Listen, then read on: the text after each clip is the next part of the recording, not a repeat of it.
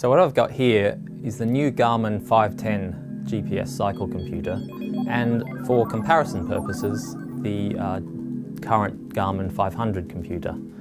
These are both really training tools. They're not navigational devices at all because they don't have map functionality. But as you can see, the 510 is significantly bigger than the 500, and it's also got quite a bit more functionality, so it's probably fair to say that it's a standalone device. So for the purposes of this review, I'll just talk about the 510 and the new functionality that it's got.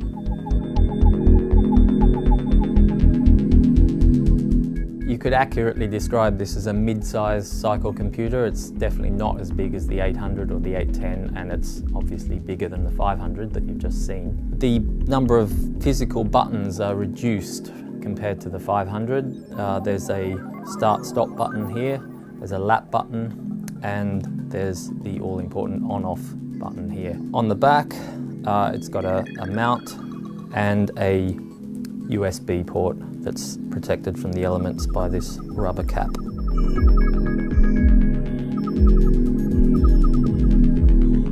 Okay, I'll just power it on now. One push of the button.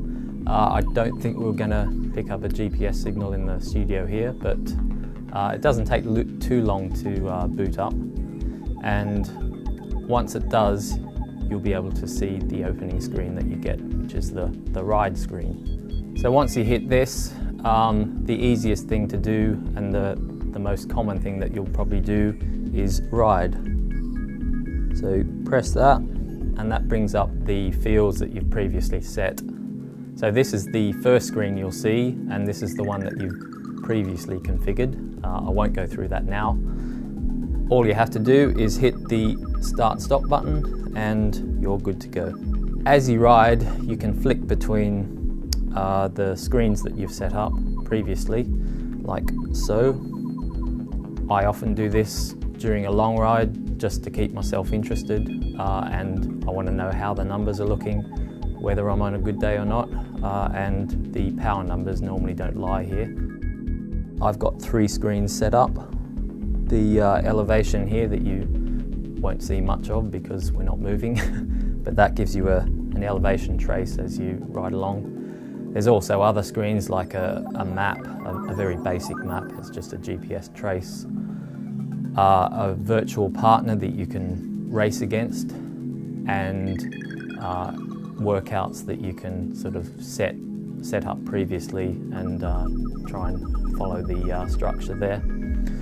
But there are loads of different screens. You can set up 5 different screens with 10 fields each, which is way more than you need, but it's kind of nice to have that option. Once you've finished your ride, just hit stop, and you're given the option to save the ride or discard it.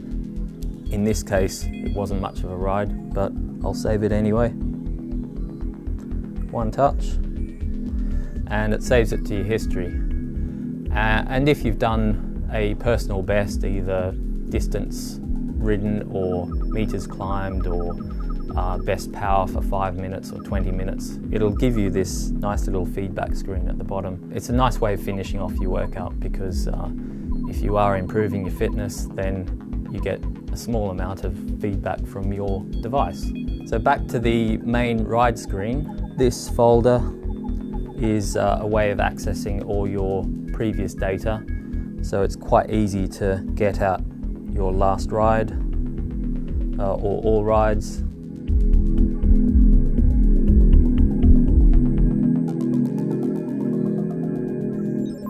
So if you've got a smartphone, you can configure the device to communicate with the phone via the Bluetooth setting. This means you can use an app that you download to the phone, which gives you even more functionality, such as live tracking on Garmin Connect. So if someone wants to follow your ride online, then all you need is a phone and a device. You can run this app and not drain the battery on either your phone or the device. So it's quite a clever way of getting around the problems associated with draining batteries on iPhones if you use them as a computer, and draining the battery on the Garmin, which isn't really capable of handling that sort of mobile information.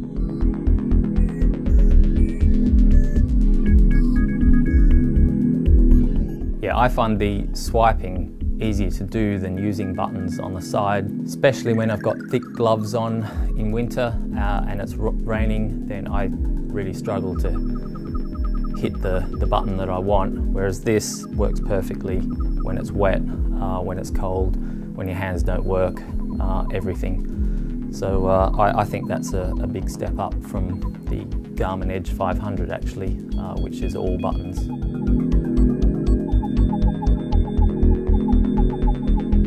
So going to the settings menu here, another touch, here's where you can set up different bikes. For example, if you've got a mountain bike and a road bike and a cyclocross bike, you can configure them all via this menu.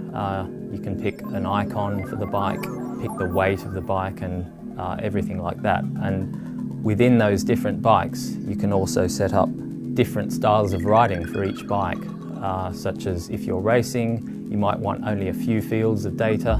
If you're training, you might want a lot. If you're just riding around, you might just want an elevation profile and a direction. I've got a training one set up, and there you can pick the colour, training pages. Pretty much anything you can think of at the moment is accessible via this activity profile setup.